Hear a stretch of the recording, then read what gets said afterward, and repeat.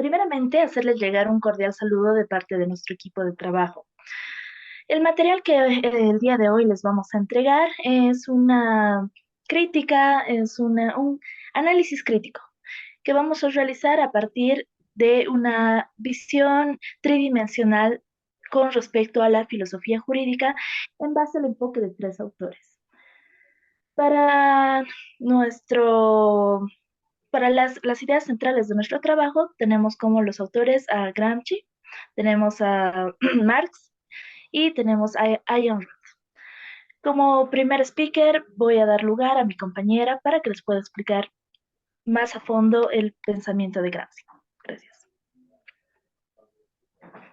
Bueno, Gramsci fue filósofo y activista político de origen italiano que nació en 1891 en Ales, Cerdeña. Tras afiliarse al Partido Socialista Italiano, Gramsci se convirtió en parte del plantel de dirigentes de la ala izquierda. En relación a esto, decidió adherirse a la línea comunista y en el Congreso de Livorno se escondió con el grupo que fundó el Partido Comunista Italiano. Gramsci en 1926 fue detenido y pasó el resto de su vida con prisioneros en prisión. Fue sometido a malos tratos que vinieron a añadirse a, o sea, todo esto le dio una enfermedad que fue la tuberculosis hasta el día que murió por una congestión cerebral. Gramsci fue filósofo, como lo dije anteriormente, teórico marxista, político y periodista italiano. Fue una figura relevante de la cultura y la política del siglo XX de Italia, fundador de una revista italiana, y sus escritos se centran en la importancia de los fenómenos culturales en la transformación de la sociedad occidental y en el control ejercido por las clases dominantes a través de la cultura. Él tiene varias obras principales, de las cuales voy a mencionar algunas, que son el materialismo histórico y la filosofía de Benedetto Croce, los intelectuales y la organización de la cultura, pasado y presente. Ahora le paso mi palabra a la siguiente compañera. Bien, para entender la idea principal de Gramsci, tenemos que entender cómo es que él tenía una concepción del hombre. Para él, el hombre era una creación histórica y era la expresión de una relación entre la voluntad humana y la estructura económica de la sociedad. Esto se veía reflejado en la personalidad del ser humano. Bien, como había mencionado anteriormente mi compañera, era parte del marxismo, de una idea muy marxista. Esto se reflejaba en la lucha de clases, la lucha de clases que existía entre una clase dominante y una clase dominada. Mientras que la clase dominante gozaba de privilegios de la misma hegemonía, la clase dominada simplemente acataba las órdenes de la clase dominante. Cuando se producía una revolución es porque había un cambio y esa misma lucha de clases, pero ese cambio era ideológico además. Esta revolución se producía cuando una idea dominante pasaba a ser recesiva en cuanto a una nueva idea dominante que era producida por una contrahegemonía. Ahora bien, ¿qué es una hegemonía? Primero hay que entender la hegemonía dominante. La hegemonía dominante se podría definirla como aquellos valores, ideas y creencias que imponen su visión de cómo debe ser el mundo. Para que se entienda mejor, voy a poner un ejemplo. Por ejemplo, la propiedad privada. La propiedad privada es la misma protección que hace el Estado hacia una clase dominante y la clase dominada va a ser la menos protegida porque no tiene propiedad tanto como aquella clase dominante. Pero también está una hegemonía cultural y una contrahegemonía. El ser humano por naturaleza tiene un carácter crítico. Este carácter crítico le permite intervenir en una idea dominante para crear una nueva idea, es decir, cuestionar aquella idea dominante y crear esta contrahegemonía a través de la cultura. Aquella persona puede cambiar su modo de pensar y es ahí donde se produce la revolución y el cambio de una idea de una clase a otra. Esto se refleja también en una de las fuentes del derecho. Una de las fuentes del derecho es la cultura. La misma cultura puede crear normas jurídicas y esta norma jurídica también es el reflejo de lo que es la cultura. Por lo tanto, también estaríamos demostrando que la norma jurídica sería muy apegada a una hegemonía. Ahora le voy a pasar la palabra a mi siguiente compañera. Bien, ahora vamos a hablar sobre Karl Marx, que es considerado el padre del socialismo científico, del materialismo histórico y del comunismo moderno. Entre sus campos de conocimiento estaban la política, la economía, la filosofía y la historia. Karl Marx fue el tercero de 9 hijos. Sus padres fueron Henrietta Pressburg y Heinrich Marx. Karl rechaza tanto la religión cristiana como la judía. En cuanto a sus estudios, recibió clases de su padre hasta 1830. Después cursó en las universidades de Bonn, Berlín y Jena. En 1836 se comprometió con Jenny von Westphalen, pero su compromiso fue socialmente controvertido debido a las diferencias étnicas y de clase.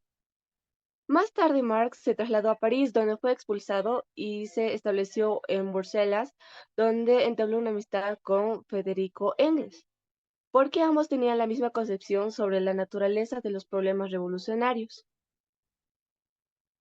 Tras la muerte de su esposa a causa de cáncer, el 2 de diciembre de 1881, Marx desarrolló un catarro que le provocó mala salud y durante los últimos 15 meses derivó en bronquitis y después sufrió una leucemia que finalmente acabaría con su vida el 14 de marzo de 1883 en Londres.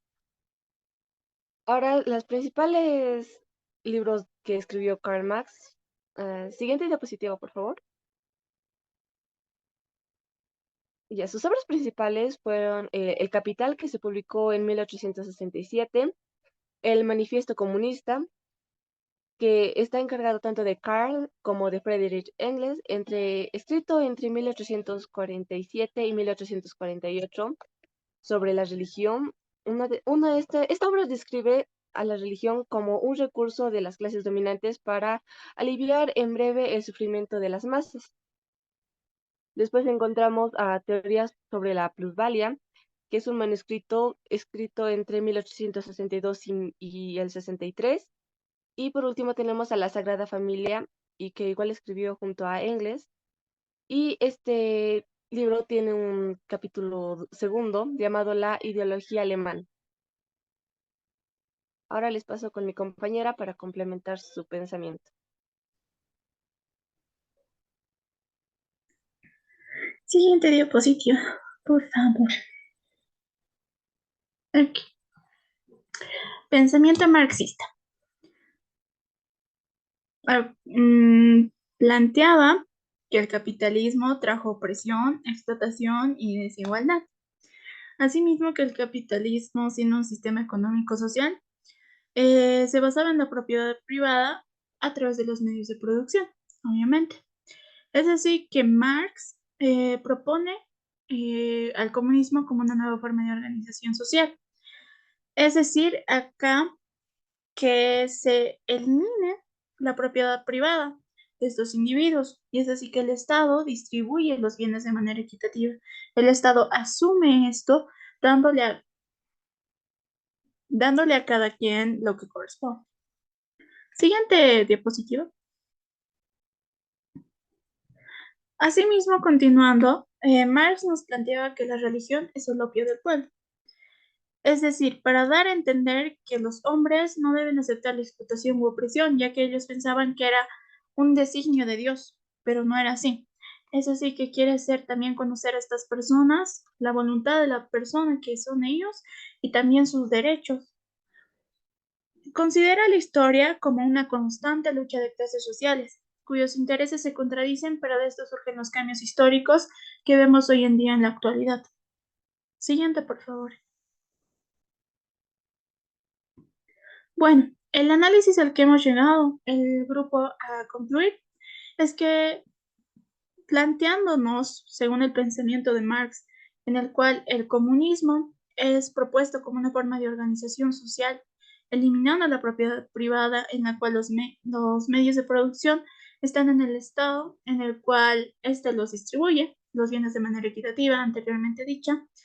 Podemos ver que el comunismo es aplicable, de cierta manera, pero bajo la premisa de la que no debería existir o la no existencia del clientelismo, es decir, la preferencia a otras personas y la corrupción. En todas las veces que fue aplicada el comunismo, ha terminado tanto en escasez, pobreza y corrupción, como el caso de la Unión Soviética, el caso de la República de Cuba y el caso de la República Norcoreana.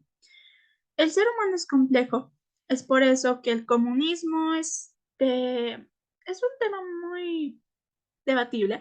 Podemos decir que es algo utópico, o sea, es una meta noble, claro, tal vez para conseguir la paz, la equidad, pero es inalcanzable. Gracias.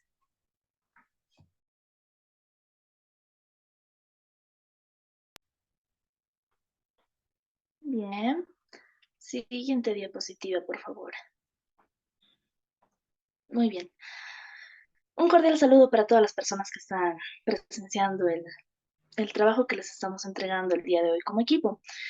El grupo ha considerado tomar en cuenta el pensamiento de Ayn Rand, una filósofa contemporánea que ha marcado trascendencia en cuanto a su pensamiento filosófico, que si bien tal vez es muy poco conocido mm, por este lado del continente, pues ha sido uno de los pensamientos más revolucionarios de aquel entonces que iba, y como hablamos anteriormente con mis compañeras, pusimos el planteamiento de las hegemonías.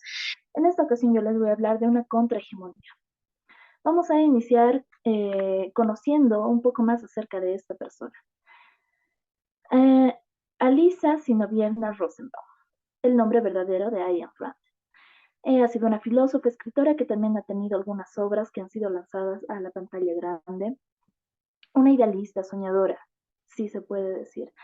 Ella es una filósofa rusa que, debido a la crisis que ha vivido en su país, orillan a su familia porque ella era muy joven cuando deciden cambiar o mudarse a Estados Unidos. Y es cuando es el momento preciso en donde ella cambia su filosofía y cambia su forma de pensamiento.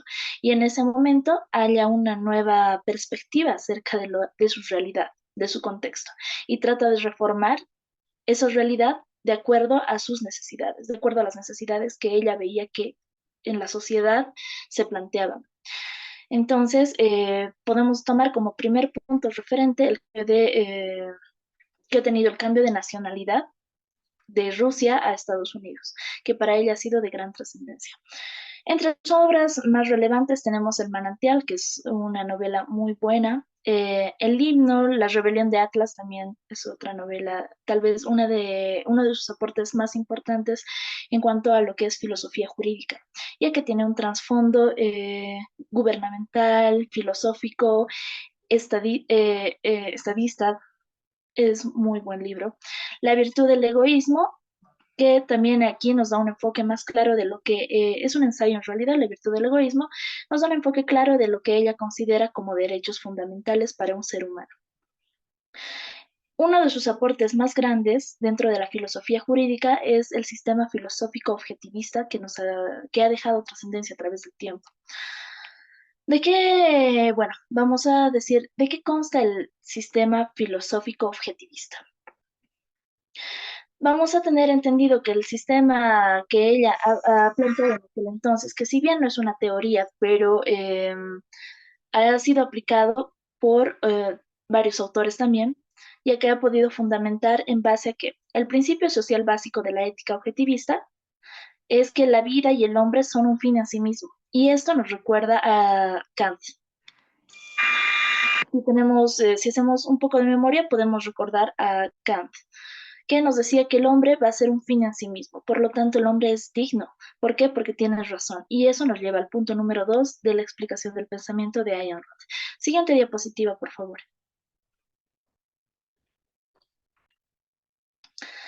En su filosofía, Ayn Rand se basa en 5 pilares fundamentales.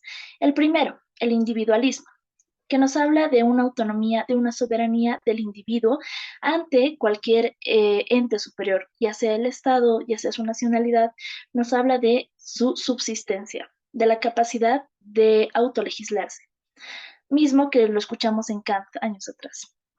Tenemos también a la razón como fuente fundamental de su filosofía. Por el hecho de ser seres racionales, tenemos la capacidad de crear y de obtener conocimiento y tener una toma de decisiones que nos lleven a hacer el bien, porque está en nuestra naturaleza. Vamos a hablar de los derechos individuales. Ella considera 3 derechos individuales: la vida, la libertad y la propiedad. La vida, que es un derecho inherente al ser humano; la libertad, que le corresponde, no que se le es otorgada por ningún ente externo al ser humano, que le corresponde; y la propiedad. Nos va a hablar de la propiedad fuera, también escogimos a la autora porque nos da un contraste en relación con la teoría marxista y con los planteamientos de Gramsci. Es un contraste, ¿por qué? Porque ella nos dice que la propiedad privada es un derecho y es un derecho natural. No es un derecho que sea adquirido o que alguien nos otorgue ese derecho, es un derecho natural. Y al igual que Locke, también nos indica que toda persona que se gane con trabajo, con esfuerzo, lo que le es propio, entonces nadie más tiene derecho para quitárselo. Vemos aquí ya en Ayn Rand a 2 autores que podemos identificar y aplicables también a su teoría, Kant y Locke.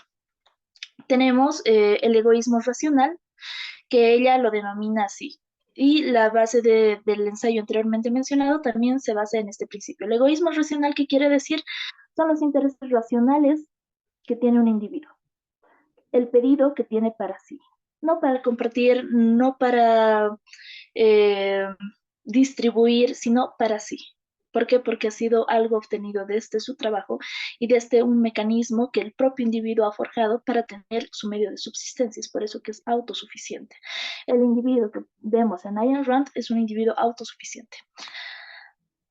Por último, Rand es una persona que por el mismo hecho y contexto histórico en el que ella ha vivido, se va directamente al lado opuesto de Marx. Nos habla de un capitalismo absoluto, de un capitalismo puro, en el cual nos dice que vamos a tener el derecho al libre mercado, a la propiedad privada. Estos derechos que usualmente son restringidos por el Estado, en cierta medida son otorgados por el Estado. Rand nos dice que nadie nos tendría que otorgar estos derechos, ya que estos nos pertenecen por el simple hecho de ser humanos y ser seres pensantes, con razón y capacidad de decisión. Por eso mismo crea este sistema que sea sostenible con la sociedad actual, el sistema objetivista, donde el humano sea autosuficiente para legislarse, porque está en su naturaleza. Está en su naturaleza eh, ese impulso de adquisición de bienes, de adquisición de derechos. Por lo tanto, crea un sistema que vaya acorde a las libertades del ser humano, no una libertad otorgada, una libertad propia. Y extrayendo la esencia de estos 5 pilares fundamentales, podemos contemplar lo que la frase en francés que manejaba, laissez-faire. Laissez-faire significa dejar hacer, y siempre lo utilizo. Es como que dejar hacer algo o que te dejen hacer algo. Es usar completa y plenamente tu libertad sin la necesidad de que exista una coerción o de una coacción que te orille a hacer algo que no quieres. Y bien, vamos a concluir que en cuanto a términos economistas, también ha sido utilizado bastante este lema, laissez-faire, que nos dice el libre mercado, dejar hacer. Déjame que yo tenga mis recursos, déjame que yo pueda solventarme, déjame que yo pueda crecer como persona dentro de esta sociedad, porque yo soy capaz de hacerlo y no necesito de un ente externo, de un Estado, de una legislación, de un gobernador para hacerlo. Y es, en síntesis, la filosofía que Ayn Rand nos deja es eh, una dignidad planteada, o se puede decir una dignidad adaptada a nuestro contexto actual, ya que hablamos de estos textos, son de los 80, de la época de los 80, entonces está bastante adaptado a lo que es nuestro contexto actual, y yo lo puedo relacionar, ¿no?, con lo que es Kant también y bastante de la filosofía John Locke. Gracias.